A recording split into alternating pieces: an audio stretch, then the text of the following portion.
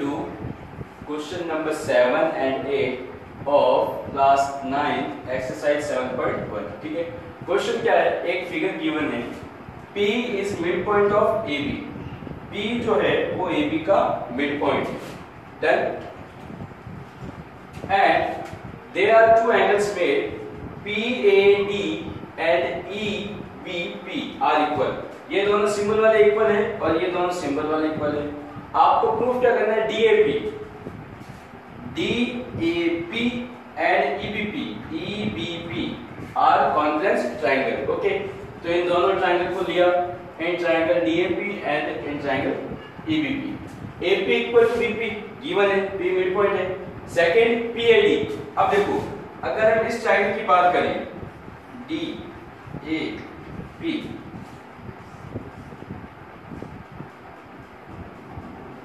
BEP, diagram के साथ साथ इन सिंबल को बनाना बहुत जरूरी है, क्योंकि डायग्राम अलग बनने से नाम भी चेंज हो जाते हैं कभी कभी. तो देखो, ये सिंबल और ये सिंबल इक्वल है, it means PAD is equal to PBE. अब देखो, थर्ड एंगल कौन सा दिया था हमें, ये EPA is equal to DPB, ये गिवन है. अब देखो, EPA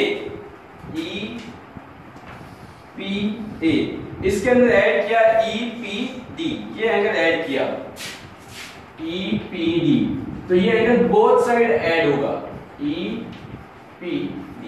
अब देखो, EPA एंड EPD ये बन गया DPA. ओके, अब देखो DPB के अंदर EPB एंगल ऐड किया, तो ये बन गया BPE. ओके, तो अब देखो नियम कौन सा लगेगा, angle side angle, then which rule, from angle side angle triangle DAP are congruent to triangle EBP. Okay, ये हो गया. अब पूछा गया AD इक्वल टू B. अब देखो, AD इसका पार्ट है, BE इसका पार्ट है ना, AD इसका पार्ट है, BE इसका पार्ट है, तो हम लिखेंगे by CPCT AD equal to BE.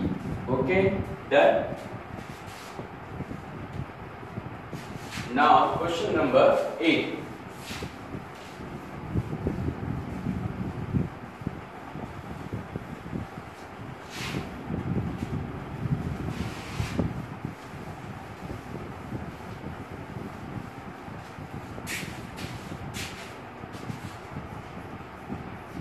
Question number 8 is, in right triangle ABC, right angle 8C. अब देखो,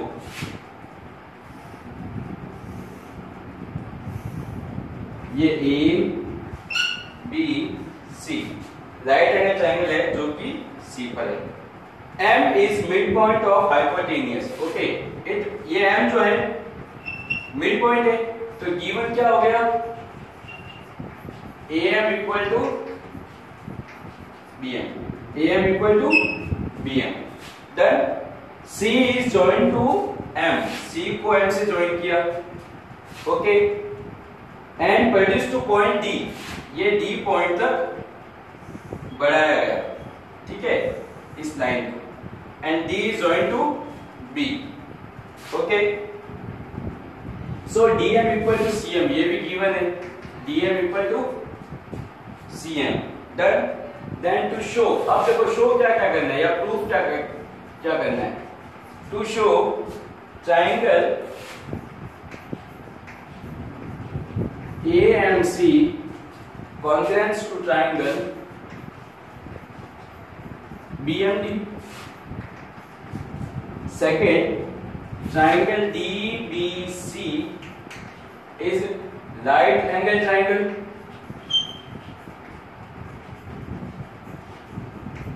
Right angle triangle. And third, triangle DBC is congruent to triangle ACB, and fourth CM equal to half AB, ये prove कर रहे हैं। Done, CM equal to half AB। अब देखो सबसे पहले हम देते हैं ये triangle, in triangle AMC and triangle BMD। अब देखो इन ट्राइंगल्स को हम कॉन्ग्रुएंस प्रूव कर रहे हैं, तो कोई तीन चीजें इक्वल होगी। अब देखो AM इक्वल टू BM है, AM इक्वल टू BM। अच्छा, और देखो ये वर्टिकल अपोजिट एंगल इक्वल होंगे, it means DMB is equal to AMC and DM equal to CM। यहां हम CM लिखेंगे, CM equal to DM। तो by which rule SAS, from SAS triangle AMC congruent to triangle BMD। ठीक है, ये हो गया। अब देखो इससे सिंप्लिसिटी करने पे क्या मिलेगा, जो कि आगे काम आएगा।